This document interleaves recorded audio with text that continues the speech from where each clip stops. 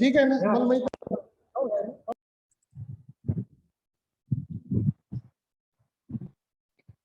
Dear friends, in the last period, we have discussed about the brief introduction of what is meant by the polarization. Now, today we shall consider what is polarization means what, polarized beam means what, how to obtain polarized beam from unpolarized beam, what is tourmaline crystal, what are its applications, what are blunt corners, that we have to study today. Now, initially, first we have to consider Maxwell consider as the light is a electromagnetic wave. This is the Maxwell's assumptions. Light is consists of electromagnetic wave.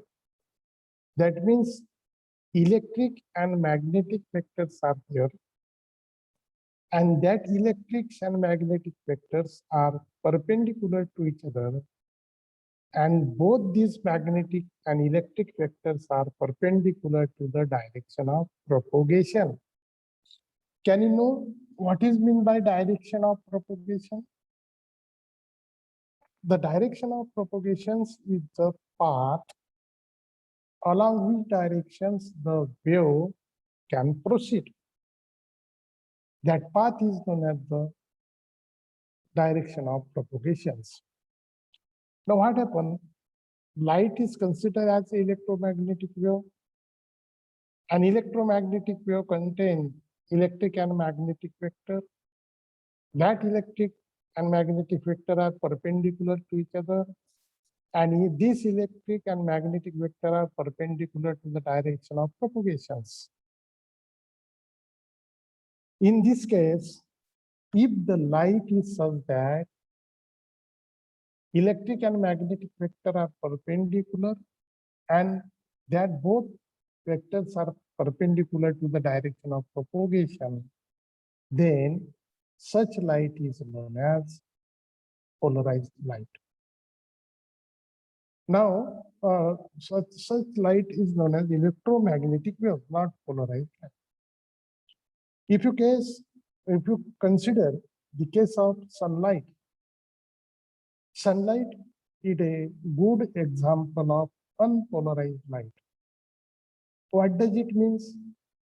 Natural light contains the vibrations of the particles of the medium in all directions, and therefore there is the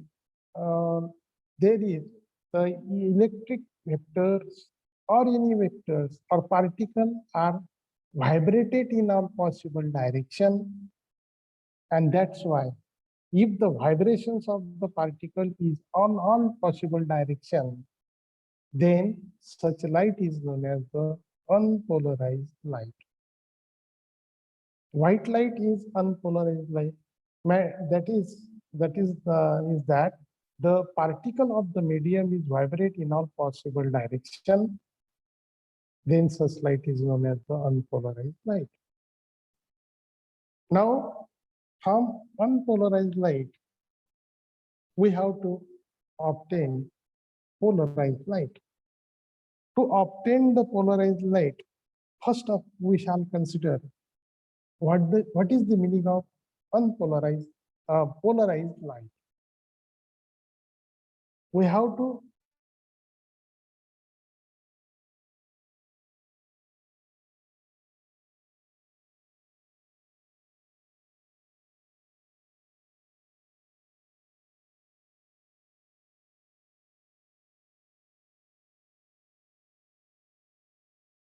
in case of polarized light, if the particle of the medium is vibrate in only one direction and perpendicular to the directions of the propagation. That is, In unpolarized light, what happens? All the particles are vibrate in all possible directions. But in case of polarized light, what happens? The particle of the medium will vibrate in only one direction. Then that light is known as the polarized light. If the vibrations of the particles are vibrated in only one direction, perpendicular to the direction of propagation, then it is known as the polarized light. This light is considered as electromagnetic wave. These waves are of two types. One is longitudinal wave and another is the transverse wave. Longitudinal wave means what? If the particle of the medium is vibrate parallel to the direction of propagation. Vibrations of the particle in such a direction is that the particles will vibrate in the direction of propagation. That is, the direction of propagation of the wave and the vibrations of the particles are parallel to each other, then it is known as the longitudinal wave. Second thing is that transfer wave. Transfer wave means what? If the wave particles of the medium which vibrate perpendicular to the direction of propagation, then such wave is known as the transfer wave. In case of polarized beam, what happens? The polarized beam in which the particle of the medium is vibrate perpendicular to the direction of propagation is known as the polarized light. Same thing happen in a transfer wave, that is the particle of the medium is vibrated perpendicular to the direction of propagation. Therefore, we can say that the polarized light is always a transfer wave. Right? Polarized wave is always a transfer wave because the vibrations of the particles are perpendicular to the direction of propagations. Now, with this introduction, we switch over the what is meant by natural light. As already we know that if the particle is in a valence state and if you supply some energy, electron from the valence state goes to the conduction state, that is, goes to the excited state. And that electron does not remain in excited state for all over time, but it will come back to ground state again within the time of 10 raised to the power of -8 seconds. After that, the electron which uh, goes, the electron which have in excited state come back to the valence state. And if this electron is coming back to the valence state, it will emit energy. The period for that process, that is going from valence state to excited state and excited state to valence state, that time will be 10 raised to the power of -8 seconds. In this, therefore, that particle will be vibrate in the medium. And as if this the natural source is considered, particle is vibrated in all possible directions. And that's why vibrations of the particles are in all directions with the direction of propagations.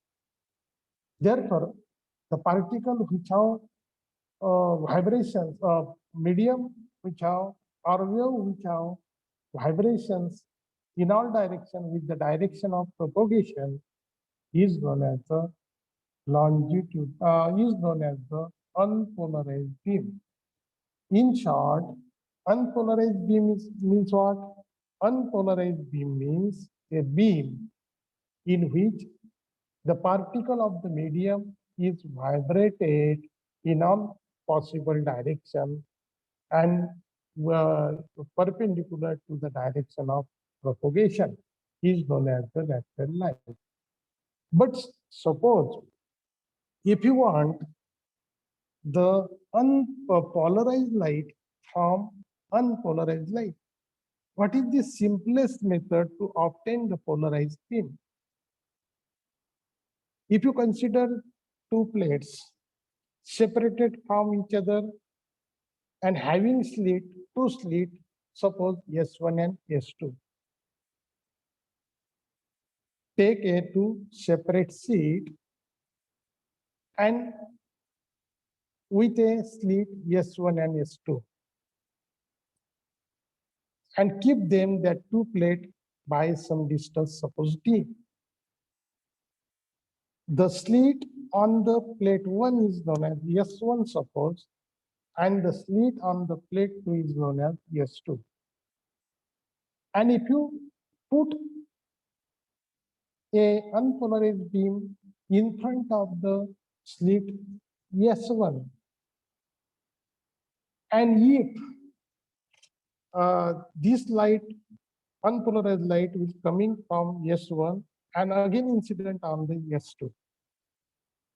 If the both slits are parallel, what happens? The unpolarized light will be unpolarized light will be directly passed through one slit as well as the second slit. What will be the angle between the one slit and the second slit is considered. Now, if you rotate the slit S2, then what happens? If you observe the intensity of the light on the screen which is put in front of the slit S2, and if you move S2, then what happens? The intensity of the light is remains same, whatever may be the angle between the S1 and S2. That means the light we have put in front of S1 is known as the unpolarized light. But what happens if you put polarized beam in front of list S1? Then what happens? In the polarized beam, the particles, and if the wave is longitudinal, suppose, then what happens? The particles of the medium is vibrated in the direction of propagation. If you put the transfer wave in front of sheet 1, the particle of the wave, particle of the medium is vibrated perpendicular to the direction of propagation of the wave. If you put longitudinal wave in front of S1 and if you rotate S2, what happens? When two slits are parallel to each other, the intensity of the spot on the screen is maximum. And if you rotate it, then it becomes less and less. When two slits become perpendicular to each other, then the intensity of the spot is zero. What does it mean? It means that the incident beam on the slit S1 is polarized beam. It will be a polarized beam.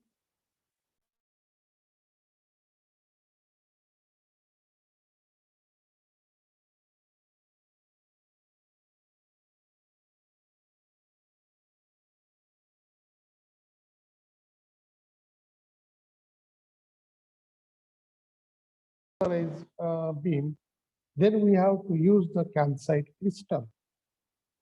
What is calcite crystal? Calcite crystal have a optic axis. What is meant by optic axis? Optic axis are the two blunt corner. Optic axis is the line coming from the two blunt corner. First of all, we consider what is meant by the blunt corner. The corner on which all the three faces meet together, that corner is known as the blunt corner. In a calcite crystal, exactly in opposite direction, there are two blunt corners, and line passing through this blunt corner is known as the optic axis. If you put a beam in front of the calcite crystal, what happens? If the optic axis is parallel to the direction of vibrations of the particle, then the intensity of the spot on the screen will be high. But if you rotate this calcite crystal, intensity decreases successively, small, and small. And at one time, when optic axis is perpendicular to the direction of vibrations of the particle, then at that time the intensity is zero. It means that the light which is coming from the calcite crystals is polarized light. And if it is polarized light, then intensity becomes maximum to minimum, maximum to minimum. But in case of unpolarized light, the intensity of the spot on the screen will not change, whatever may be the angle or whatever may be the rotations of the optic axis of the calcite crystal.